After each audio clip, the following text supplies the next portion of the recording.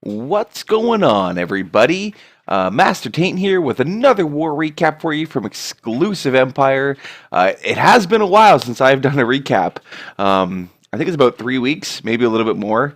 In case you're wondering why, I've had a lot of headset issues. The previous one that I was using, I completely broke, ran over them with my chair, and they got destroyed. And yeah, I've gone through probably about 3 sets since then, trying to find ones that were decent. A whole bunch that had crappy microphones and all other kinds of issues. But yeah, we're back. Finally got a decent headset. This one probably has a better mic than my last one did, so hopefully I sound nice and clear and awesome. So we matched up with KY3. They're a Russian clan, as you can probably guess. We were kind of worried because they faced in the dark recently, and in the last few hours, they put up, I believe it was about 15 or 16 3-stars. They didn't do that this time. They only put up 3. So we tried to hit them as hard as we could right off the bat, try to scare them into something like that not happening. We ended up only putting up 15. We were trying for a little bit more, but as most of you probably know, consistency is pretty hard since one of the last updates. But I do have some replays to show you today. The first one here is going to be by Really Jacked Up versus their number 9. So it begins... where does it begin? I don't exactly remember how this one starts. Like most raids, it takes a little bit. You're waiting for everything to get in position, and you've gone through the attack in your head, and you have your sketch plans all laid out, and you're just you're waiting for the base to be exactly right that you're ready to attack it. So it begins at the left side of the base here with his Archer Queen, the healer's honor, of course, and she's just going to make your way down. He's most likely going to wall breaker into this bottom left compartment here. You can see he does have 10 wall breakers. Drops 2 of them there under the rage spell. That's going to get through that max level wall. 2 wall breakers under a rage spell will get through a max wall, if you didn't know. It looks like he's probably... going to have the Archer Queen walk back out of here. Oh no, I was wrong. I thought maybe he'd have the Archer Queen walk back out and go into this bottom compartment, but he does wall breaker through to the second level. The wall breakers pull the clan castle out, puts another rage on the Archer Queen here. Even though that there is, there is an Expo and an Archer Tower firing on the Archer Queen, so that will kill her unless you put the rage spell on the healers. So does that here with the poison spell to take care of the clan castle wizard. Minion's going to come in to help clean up the pups from the Lava Hound, and the Archer Queen's going to continue her way in. In a few seconds here, I'm not sure if he's going to kill the Eagle before dropping anything else in. Basically, at this point, anything else he drops into the raid. You can see there, he dropped a P.E.K.K.A. and a Barbarian King and his Warden, so obviously that's going to cause the Eagle to fire off. But I bet you even if he had dropped a minion at that point, the Eagle was about to fire off. He had dropped a lot of troops and 3 spells at that point, so...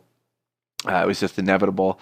Archer Queen making her way in, takes out the enemy Archer Queen with the hero ability here, and the Barbarian King with the Warden ability is going to be able to take care of this other compartment that has an Expo. Unfortunately, it is a down Expo, so it's not going to really hurt his flight at all. But he did take care of one of the air defenses and an Inferno Tower, and he's... is he going to be able to get up to this Wizard Tower with the Barbarian King at all as well? Looks like he is going to be able to get that Wizard Tower as well. So these loons are going to path perfectly up. They're going to come up towards this Expo, come up towards the back of the sweeper here, and then towards the other air defense, which the Grand Warden, I think, actually took care of. The Grand Warden in conjunction with the Hounds. Then he's got these 4 loons coming on the backside here, but the base is basically been destroyed. There's not much that can hurt him at this point. That air defense is still alive, and this Archer Tower, so that could do a little bit here, but he does have the Barbarian King, and he did have that P.E.K.K.A., and you thought that the P.E.K.K.A. might die, but the P.E.K.K.A. is still at full health now with the healers on it. The healers are going around healing up the Barbarian King to full. Fortunately, his Archer Queen died, but the base gets destroyed, so very nice job, really jacked up. All right, and the next attack we're going to look at today is by Half Tricks versus their number 22. This is a Penta attack, and this is something that we're starting to see more and more and more. And I think in our last war, we had a few Penta attacks. This war, we're seeing a few Penta attacks, and I'm sure it's going to keep happening with the new meta with... having 2 Expos being down and 2 Expos being up, or all 4 being down, as we've seen in a few bases as well. It does make Archer Queen walks really hard, especially when you have any tower at all, plus 2 expos fire in your Archer Queen, you basically have to keep her and the healers under a rage spell the entire time. It just causes you to use too many spells during your lure phase that you don't really get a lot of value out of it, and there's just too much of the base left to fly without using any or without having your any spells. Sorry, that's what I was trying to say. Without having any spells. So the Archer Queen here uses her ability. He wants to use it quick because he doesn't want the Hound to die, basically. He took care of the Wizard there, which is perfect. And he is going to be able to get the Eagle taken care of. Or, oh no, unfortunately, the Archer Queen switches to the Hound before the Eagle is taken care of. Probably wanted the Eagle to die there, maybe even that Wizard Tower, but the Hound is going to interrupt all that. But as we know, I mean... I'm not going to show you an attack that isn't a 3-star, so we do know that this attack ends in a 3-star. So all the spells come down to the back here. Free spell goes down over the Inferno Tower, the Sweeper, and the other stuff that's in the core there. I can't really see the balloons and everything are covering it. Grand Warden ability gets used as these loons come right towards the core here. You can see he just has so many loons here. Everything was dropped in at one time. Didn't save any for the back end. Everything is just coming in. Another free spell goes down over the last Inferno Tower and Wizard Tower and Air Defense that was there. I believe he has, yeah, he does still have one Hound that's alive. It just got popped right there. So now he's got lots of pups for cleanup. The Eagle was one of the last defenses to go down, but it doesn't even matter. He still has so many loons left over here. They're going to be doing cleanup. He's got the Warden doing some cleanup. He's got lots of pups everywhere. And basically the base is just being left to be destroyed here.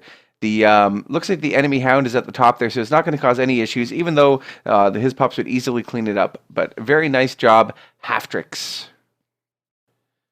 All right, and the next attack we are going to look at today is by Cadence versus their number 24. This is a hog attack. Especially since Town Hall 11, we don't see a lot of hog attacks, especially not successful ones. There's a lot of variability in hog attacks that make them less than ideal, to say the least. You know, you can have it planned out perfectly. You can, you know, be ready with your raid, having spent hours, you know, getting ready for it, drawing up your sketch plans, everything like that, and then you go and do the live attack and you end at 24% because just stuff doesn't go right. And you know, and just unfortunately it happens. So it's really cool to see a successful hog hog attack, and especially Foxy Hog. I know it's Foozy, but I'm still saying Foxy. Foxy Hog. Archer Queen comes in. She's walking around the top of the base here. She's just basically one of these attacks. You want the Archer Queen to kind of walk around the outside, picking off all the point defenses that are around there, and then you're going to use a jump spell or some wall breakers or something to get your Giants, your Barbarian King. Most likely he's going to have the Grand Warden come in with them, and in this case he's going to have a Golem as well come in and take out everything else. So the Golem is actually going to be taking for the Archer Queen here. And I guess it is going to be taking for the Giants and everything else as well. But the Archer Queen is going to walk into this compartment here, and she's going to be able to come in and take out the enemy Grand Warden Tower, whatever you want to call it. Some Wizard Towers, some other stuff that's in this compartment here. The Giants are all going into the middle with the P.E.K.K.A. and the Barbarian King and a free spell. And that was just to get on the Eagle, basically. And I believe the one Inferno Tower that was there wants to get those taken care of because they can do massive amounts of damage, especially to Giants, because they tend to stack up in one spot when they're taking down a defense. So the Eagle can do massive damage there. The Eagle will target... large value troops, like or in its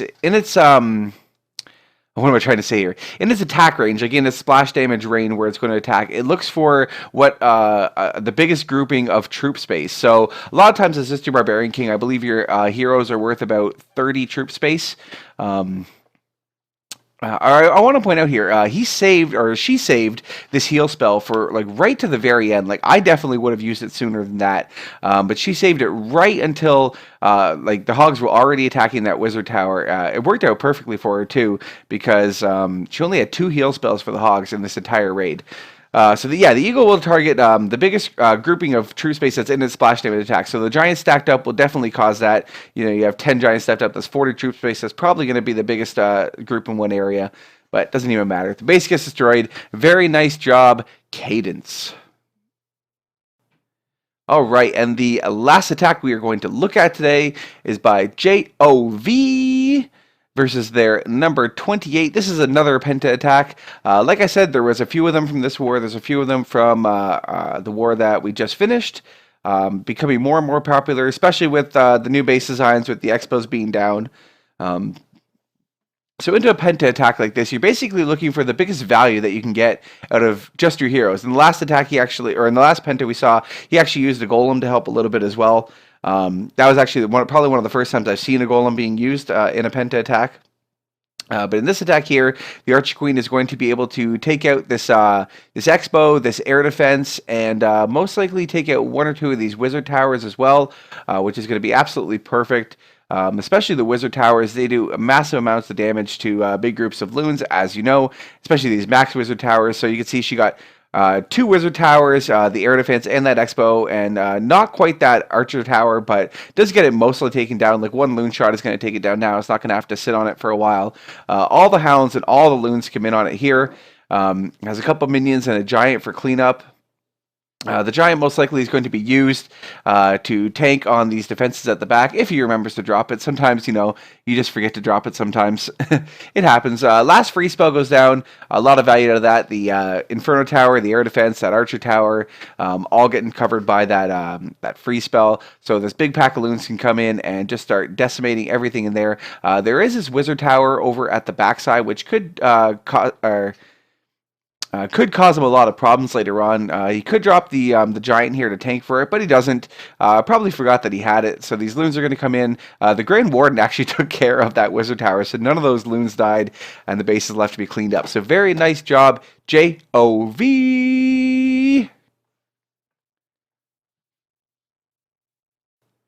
All right, everybody. Well, there is my war recap for you. I hope you enjoyed it. Yeah, hopefully, you know, I got the new headset now, so I can keep bringing the recaps back again. This is Master Tate signing off, and I will see you next time. Bye.